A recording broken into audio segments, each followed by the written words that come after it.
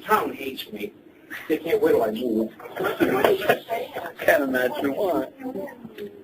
If you're within the terrestrial signal area, which actually, depending on the weather, can hit East Hickory. Okay, can I pick up in Perth County? I don't know, but you can pick it up from matcave.us. Guarantee you can pick it up there. Yeah, and the Matt Cave thing, we're in the mountains. My name's Matt. We call it the studio the Matt Cave, and so it's a whole play on the Batman thing. Batman that looks like a Batman thing. Cliche. Oh, yeah. We haven't been threatened with a lawsuit yet. That's when you'll know you really made it, when the Batman people do yet. Well, we had a host in Texas, and this should have been an indication of the hunger that people have out there for the uniqueness. I guess it's unique. People say, "Well, the show's filling a niche." I said, God, I wish it wasn't a niche. I wish everybody out there was having the open dialogue that we're having on our show. I wish every host was closing the phone lines when people's passions are high and say, "Don't call me. Here's the number of the government official involved." Mm-hmm. I wish every host did that. I have a question. Do you go to the Talkers Convention? Advertise the Talkers magazine? Waste of time. It's a waste of time, in my opinion. There's usually two different kinds of talk radio hosts, in my experience. There's the ones who are just, doing the swap shops and talking about, lost dogs and good community radio like that, which is dying. We need more of that. But then the others are trying to be Rush Limbaugh. Same regurgitated stuff, same style over and over again. And whether I'm in front of 1,000 people or if I'm in front of 4, and tell them I'm actually not that big of a fan of talk radio. It's because I think a lot of it is hurting. I'm sorry? Free Talk Live, are you aware of them? No. No, check it Right, out. they're number one podcast. Yeah, and the truth is, I'll tell you, I focus so much of my time into looking at what's happening in North Carolina. It's a lifestyle, and I'm so immersed in it that, people call me about national level stuff. I'm like, you got the wrong show. We're trying to get government in the hands of North Carolina people right now, and we'll deal with the national government once we have our state situated. That's the attitude I take to it, because no one's talking about the state general assembly. Nobody. All across the state. That's why as I'm traveling around, as I'm traveling around the state, the reason I'm doing that is the demand there. People are saying, come to Fayetteville, come to Greensboro, because we'll talk, on my show, we'll talk about Winston-Salem as much as we talk about Wheelerville. We'll talk about Nags Head as much as we talk about Brevard.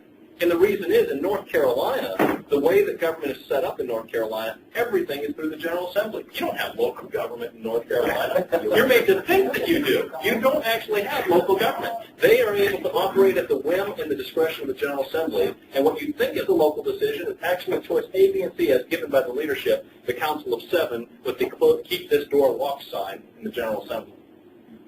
That's why I focus so much to it, because that's where our lives and our liberties are being impacted in North Carolina. And like I said, I wish and pray that my show becomes something that's just everybody's doing it. I would love it, because that means that we have our state back in the hands of the people. North Carolina hasn't yet. Fortunately, people in North Carolina still, except for at restaurants, I'm only about the guns. Any other questions? Comments? One more question? Any more?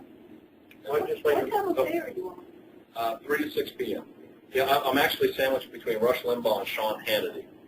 So you can imagine some of the partisan backlash I get, because what I've told you here today is this is me. This is what you get on the radio. This is what you get at a podium. It's what you get if you're sitting on my front porch sharing a drink.